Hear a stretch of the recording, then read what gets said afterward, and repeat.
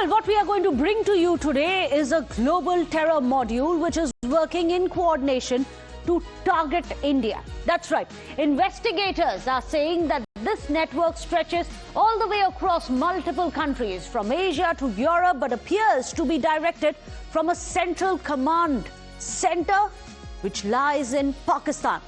Yes, that's right. Pakistan, or else Terroristan, is the nerve center of an anti-India terror nexus, and we are going to tell you how their well-laid plans have been foiled by Indian sleuths. We're going to tell you how wide this entire web of connivance of terror has been spreading. First, let's tell you about the handlers. But these are handlers who are linked to Punjab modules which have been traced to Portugal and Germany, while Malaysia-based intermediaries are now suspected to have helped more weapons and grenades. In fact, some of the accused, such as Harvinder Singh Rinda, are also operating directly from Pakistan, while there are others, such as Happy Pasia, who have links to United States. There are also connections to global terror groups such as ISIS handlers from Iraq and Israel. Let's start first. Let's show it to you on a map so that you'll be able to understand this global network better. This is Pakistan, the primary command center against anti-India activities. Then you have Bangladesh, which has been in a political turmoil for quite a few years by now, but this also serves as the recruitment center. And this is also where the infiltration is happening into India via Bangladesh as well as the northeast of India. So Bangladesh is where you have recruitment and infiltration. Then you have Malaysia, which is the logistics intermediary. They are going to be looking into how these logistics can be brought in together. Germany, Portugal, all the way across in Europe as well. The two nations are being used for remote handlers. The terror operations are being handled by handlers who are sitting all the way across in Germany and Portugal. Then you have Iraq and Syria.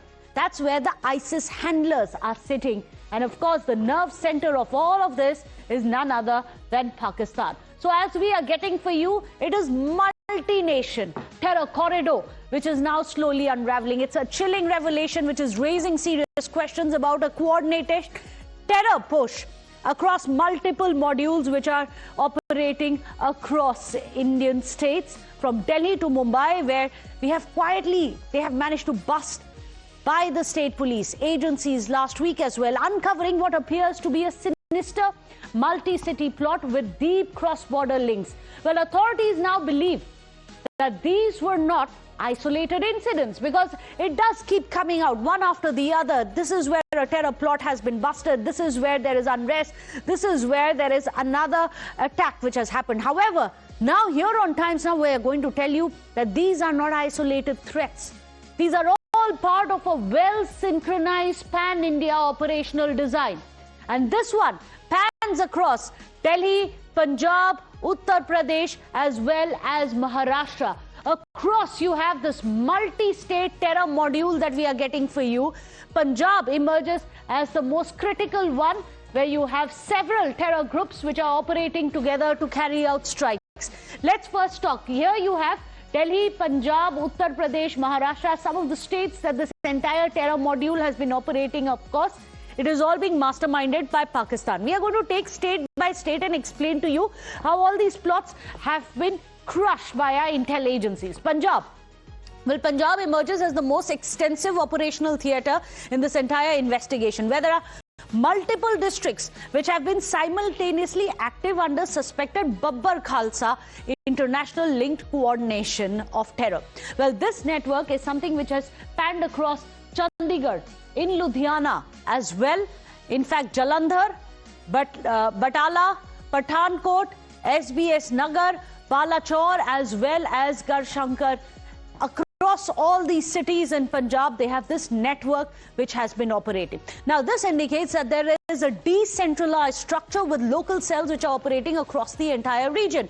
As we are telling you, Chandigarh, you had seen how there was an attack which had happened on the BJP headquarters as well. There was a grenade blast which had happened just last week, and this one was reportedly linked to the ISBKI, which is the Babbar Khalsa international module of foreign handlers which were identified. Then you had in Jalandhar. Jalandhar, remember the earlier attacks which had happened, investigations led our sleuths all the way across to overseas handlers Kulbir, who's linked to grenade supply chain, which is also under scrutiny now. Then you have the city of Ludhiana, which has seen ISI-backed grenade module which has been busted. Here operatives were linked to Malaysia. There was a crowd which was being targeted. At least attacks were being planned. However, this was all foiled by the Indian state agencies as well as the central agencies. In Batala, you had an RPG attack which is currently being probed, and this one is linked to the BKI, the Babbar Khalsa International Linked Operatives. They have identified the charge sheet which has been filed by the agencies as well. And we all know Pathankot Army base, which has been on the terror target in the past as well. Establishments that have been targeted. There were earlier grenade recoveries which were made during raids as well. So we know that continues to be on the terror target. However, that module has been neutralized by the police as well. So listen in to the Chandigarh police, which gave a briefing on this incident specifically. 1 ਅਪ੍ਰੈਲ 2026 ਨੂੰ ਜਿਹੜਾ ਚੰਡੀਗੜ੍ਹ ਦੇ ਵਿੱਚ bomb blast ਹੋਇਆ ਸੀਗਾ, ਉਸ ਦੀ ਪੂਰੀ conspiracy ਅਨਮਾਸਕ ਕਰ ਲਈ ਗਈ ਹੈ। ਉਸ ਦੇ ਜਿਹੜੇ ਪਰਪੈਟਰੇਟਰਸ ਨੂੰ ਆਇਡੈਂਟੀਫਾਈ ਕਰ ਲਿਆ ਗਿਆ ਹੈਗਾ ਤੇ ਇਹਦੇ ਵਿੱਚ 5 ਗ੍ਰਿਫਤਾਰੀਆਂ ਹੋਈਆਂ ਹੈ। ਜਿਹੜੇ ਲੋਕ ਗ੍ਰਿਫਤਾਰ ਹੋਏ ਉਹਨਾਂ ਦੇ ਨਾਮ ਬਲਵਿੰਦਰ ਲਾਲ ਏਲੀਆਸ ਸ਼ਮੀ, ਜਸਵੀਰ ਸਿੰਘ ਏਲੀਆਸ ਜੱਸੀ, ਚਰਨਜੀਤ ਸਿੰਘ ਏਲੀਆਸ ਚੰਨੀ, ਰੂਬਲ ਚੌਹਾਨ ਅਤੇ ਮਨਦੀਪ ਏਲੀਆਸ ਅਭਿਜੋਤ ਸ਼ਰਮਾ ਇਹ ਗ੍ਰਿਫਤਾਰ ਕੀਤੇ ਗਏ ਹੈਗੇ ਤੇ 2 ਮੇਨ ਪਰਪੈਟਰੇਟਰਸ ਨੂੰ ਆਇਡੈਂਟੀਫਾਈ ਕਰ ਲਿਆ ਗਿਆ ਹੈਗਾ। ਉਹਨਾਂ ਦੇ ਪਿੱਛੇ ਪੁਲਿਸ ਟੀਮਾਂ ਲੱਗੀਆਂ ਹੈ ਤੇ ਇੱਕ ਗ੍ਰੇਨੇਡ, ਕੁਝ ਕਾਰਟ੍ਰਿਜ ਤੇ ਹੋਰ ਸਮਾਨ ਰਿਕਵਰ ਹੋਇਆ ਹੈ। ਇਸ ਪੂਰੀ ਕਨਸਪੀਰੇਸੀ ਦੀ ਤਾਰਾਂ ਪੋਰਚੁਗਲ ਤੇ ਜਰਮਨੀ ਦੇ ਵਿੱਚ ਬੈਠੇ ਹੈਂਡਲਰਸ ਦੇ ਨਾਲ ਜੁੜੀਆਂ ਸੀ, ਜਿਨ੍ਹਾਂ ਦੀ ਸ਼ਨਾਖਤ ਕਰ ਲਈ ਗਈ ਹੈਗੀ। Let's tell you about Delhi now. Well, Delhi investigators have uncovered a separate module which is linked to reconnaissance activities which are believed to be connected to the LET-backed network. In fact, inputs suggest that operatives conducted surveillance across multiple high footfall areas, sensitive public locations, and this includes Connaught Place, one of the biggest market streets of India in the very heart of Delhi. You also have the Kalkaji temple. You have the Lotus temple as well. These are all areas with very high footfall, very crowded places, but also places of worship which were not being spared by Pakistan-backed terror. You have the Kalkaji temple, the Lotus temple, the Chhatarpur temple. These were all on the terror radar. However, all of this has been foiled. These are videos of recce's which were being used, taken and then shared with the Pakistani handlers is what we know. Kalkaji temple, there was religious site which was being surveyed by operatives and their movement patterns were mapped as well, and again all this information was shared with the handlers. Then you have the Chhatarpur temple. It is a very crowded temple site and of course it is generally crowded area as well.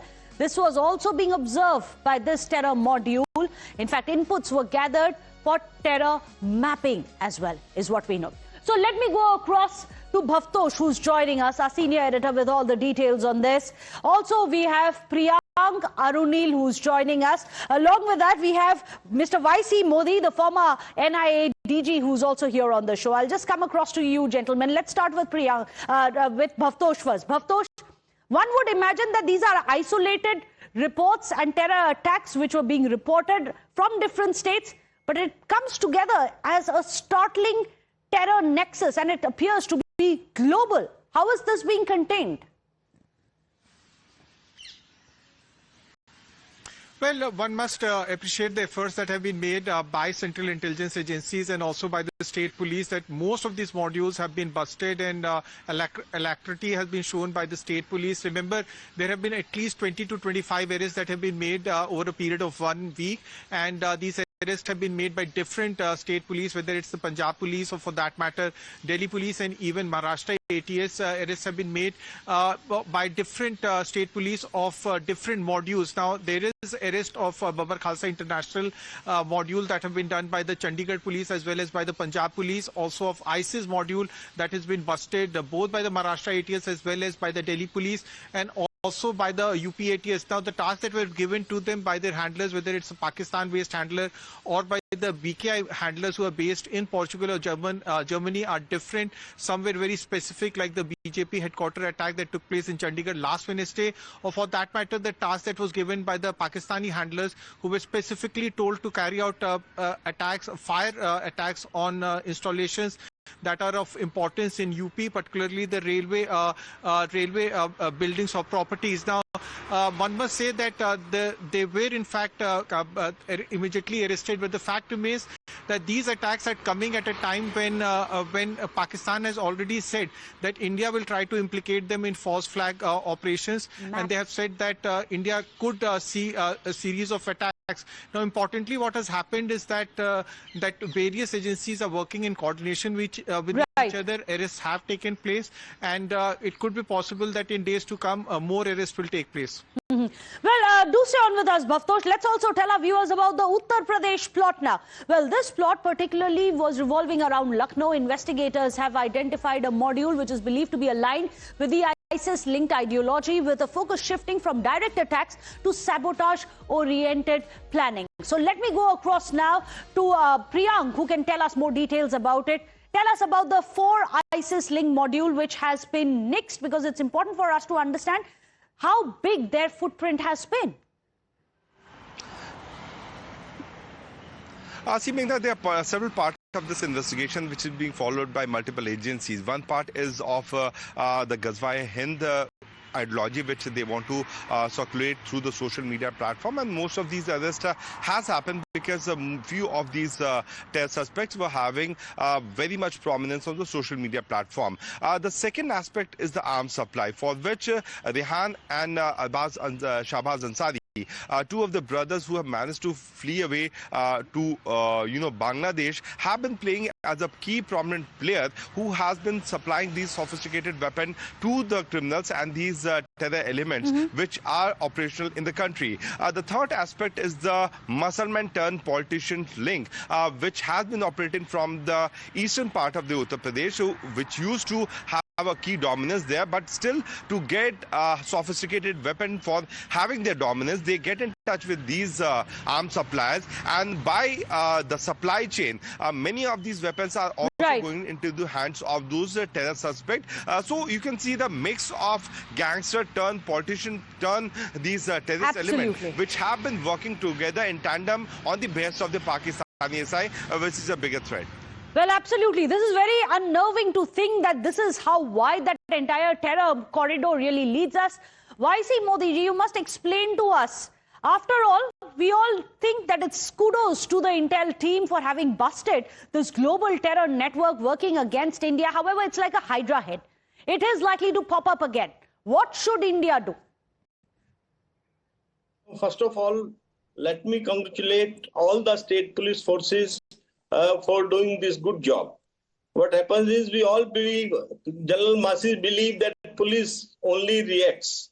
When something happens, police reaches late. But you see, in all these cases, these were all preempted by police. State police, especially the Andhra Pradesh police, Punjab police, Delhi police, as well as central agencies like NIA and Intelligence Bureau, have been doing exceptionally good job on this issue. As far as radicalization is concerned, we know radicalization is the biggest challenge for the security forces today. I always say internet has helped police forces quite a lot, but the 2 challenges, one is of cyber fraud and another is of online radicalization, has come, which we have to deal very, very effectively. In NIA, we had set up a anti-radicalization cell, which used to study different persons who had been radicalized and were making strategy and were advising government how to deal with such people. But undoubtedly, this is a very area of major concern, and all the security forces will have to remain alert on this issue. Absolutely. Forewarned is the only way that we can prevent an attack and not retrospectively. Thank you so much, Mr. Vaisi Modi ji, for joining us here on the show. Well, there you have it. We are going to quickly, however,